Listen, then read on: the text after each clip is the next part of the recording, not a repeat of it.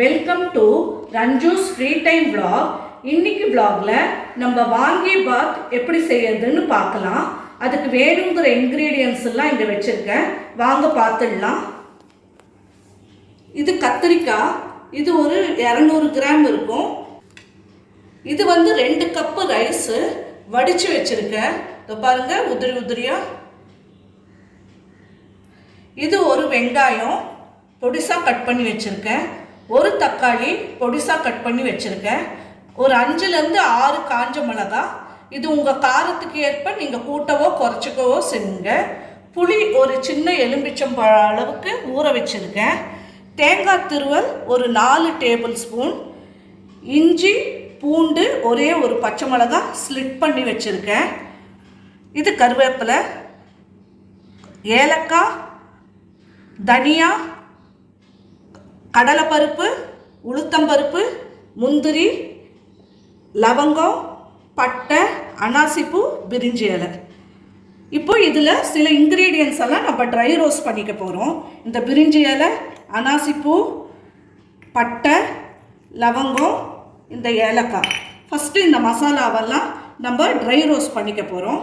Next இந்த மசாலாலாம் கூட நம்ம வந்து அதாவது காஞ்ச மிளகாய், தனியா, கடலைப்பருப்பு, உளுத்தம்பருப்பு, தேங்காய் இதெல்லாம் கூட ட்ரை ரோஸ்ட் பண்ணிவிட்டு ஒன்றா அடிச்சுக்க போகிறோம். இதுதான் இந்த வாங்கி பாத்துக்கு போடுற மசாலா பவுடர். இப்போ வாங்க எப்படி செய்யறதுன்னு பார்க்கலாம். ஸ்டவ் ஆன் பண்ணியிருக்கேன். ஒரு பேன் வச்சுருக்கேன். இதில் அந்த ஸ்பைசஸ் எல்லாம் போட்டு முதல்ல ஃப்ரை பண்ணிக்கலாம். இது ஒரு கர்நாடகா டிஷ்ஷு. இதில் வெங்காயம், தக்காளி, பச்சை மிளகாய், இஞ்சி பூண்டு பேஸ்ட் எல்லாம் இஞ்சி பூண்டு க்ரஷ் பண்ணி போடுறதெல்லாம் நம்மளோட அடிஷன் தான். மசாலா ரொம்ப பேர்ன் ஆக வேண்டாம். இதை ஒரு மிக்ஸி ஜாருக்கு ட்ரான்ஸ்ஃபர் பண்ணுங்க. நல்லெண்ணெய் யூஸ் பண்ணால் நல்லா இருக்கும்.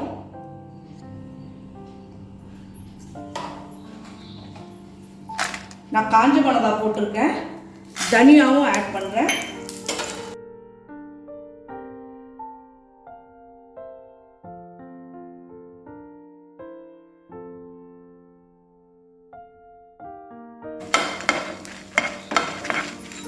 இதுக்கு நான் ஃப்ரெஷ் கோகோனட் போடுறேன். நீங்கள் கொப்பரை கிடைச்சா அது கூட திருவி போடலாம்.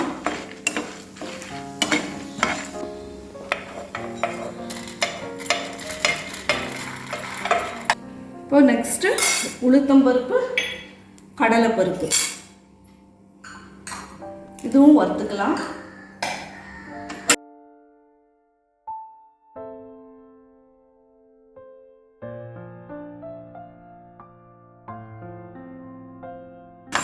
இப்போ உளுத்தம்பருப்பும் கடலைப்பருப்பு கூட வறுபட்டுச்சு.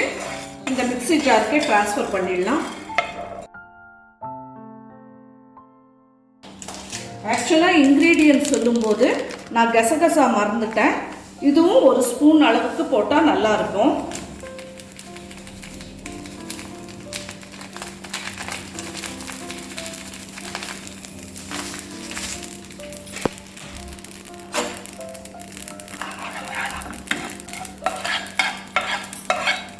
இதுவும் ஆப்ஷனல் தான். நான் ஆட் பண்ணுறேன்.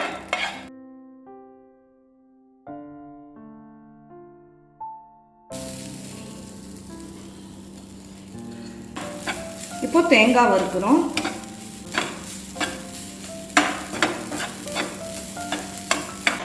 இந்த பவுடர் நம்ம அடித்தது மீந்ததுன்னா கூட அதை நீங்கள் சாம்பார் எதுலையாவது போட்டால் கூட டேஸ்ட்டாக இருக்கும். இப்போ தேங்காயும் நல்லா வறுத்தாச்சு. அதே மிக்ஸி ஜாருக்கு போட்டுடலாம்.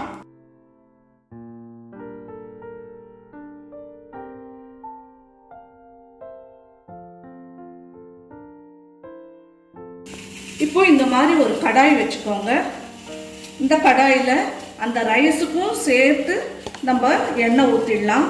இதுவும் நான் நல்லெண்ணெயே தான் ஊற்றுறேன். நீங்கள் ஒரு ஸ்பூன் நெய் வேணும்னா கூட ஆட் பண்ணிக்கோங்க. அது கொஞ்சம் நல்ல வாசனையாக இருக்கும். நான் 6 ஸ்பூன் விட்டுருக்கேன். கடுகு, உளுத்தம்பருப்பு, கடலைப்பருப்பு, முந்திரி,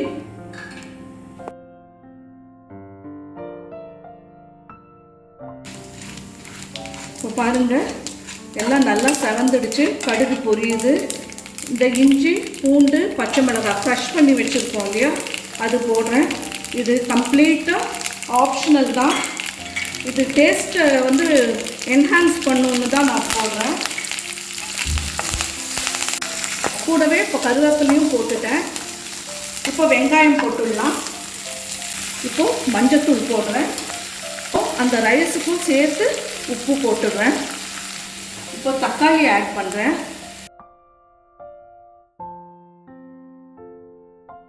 தக்காளி நல்லா குழையட்டும்.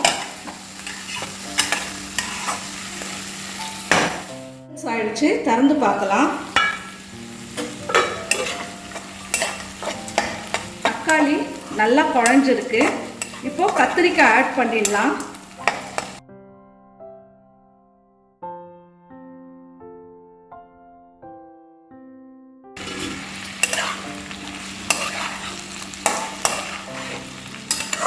நல்லா கலந்து விட்டுக்கோங்க. இந்த கத்திரிக்காய் வந்து இந்த எண்ணெயிலேயே நல்லா வெந்துடணும். அதுக்கப்புறம் தான் நம்ம புளி தண்ணி ஊற்ற போகிறோம். வேகட்டும். நம்ம தட்டு போட்டு மூடி வச்சிடலாம். லோ ஃப்ளேம்லேயே இருக்கட்டும். இப்போ நம்ம ட்ரை பவுடர் அடிக்கிறதுக்கு நம்ம ரோஸ்ட் பண்ணோம் இல்லையா, அந்த இன்க்ரீடியன்ஸு அது இப்போ மிக்சியில் போட போகிறேன்.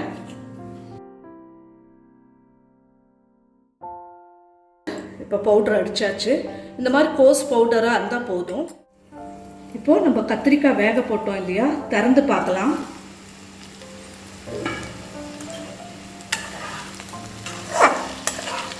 பாருங்கள் நல்லா வெந்துடுச்சு. இப்போது புளி ஊற வச்சோம் இல்லையா, அதை ஊற்றிடலாம். நல்லா வெந்துட்ட பிறகு புளி ஊற்றுங்க. ஏன்னா கத்திரிக்காய் வேகலைன்னா நீங்கள் புளி ஊற்றிட்டிங்கன்னா அப்புறம் வேகாது.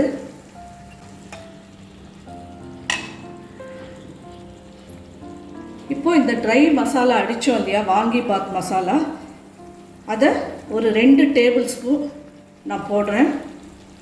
பத்தலைன்னா நம்ம அப்புறம் கூட ஆட் பண்ணிக்கலாம். லேசாக கலந்து விட்டுடுங்க.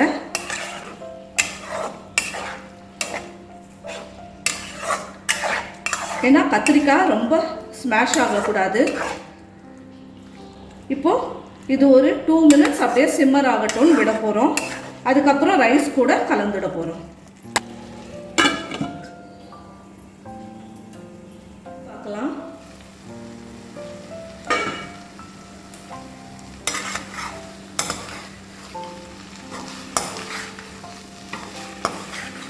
பாருங்கள் அந்த மசாலா, கத்திரிக்காய் எல்லாம் நல்லா கோட்டாகி இருக்குது. எண்ணெயும் பிரிஞ்சு வருது. இந்த ஸ்டேஜில் நம்ம ரைஸ் கொஞ்சம் கொஞ்சமாக ஆட் பண்ணிடலாம். நான் 2 கப் ரைஸ் எடுத்திருக்கேன். அதுக்கு வேண்டிய குவான்டிட்டி தான் எல்லாமே சொல்லியிருக்கேன்.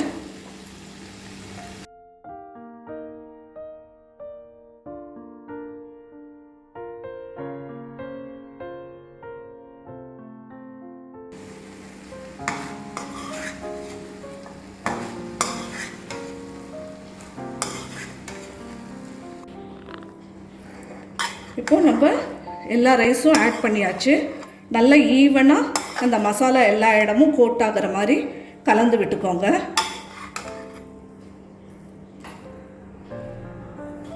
நீங்கள் வேர்க்கடலை இருந்தால் வேர்க்கடலை கூட போட்டுக்கலாம் தாளிக்கும் போது.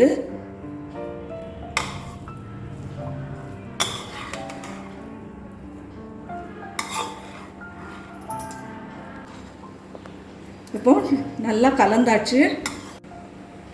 இந்த ஸ்டேஜில் நீங்கள் போட்டு பார்த்துட்டு உப்பு பத்தலைன்னா உப்பு ஆட் பண்ணிக்கோங்க. காரம் பத்தலைன்னா அந்த வாங்கிபாத் மசாலா பவுடரை ஆட் பண்ணிக்கோங்க. நான் கொத்தமல்லி தூவி ஸ்டவ் ஆஃப் பண்ணிடுறேன். இது மேலே நெய் தடவி வைக்கலாம். சர்வ் பண்ணும்போதும் மேலே நெய் ஊற்றி சர்வ் பண்ணணும்.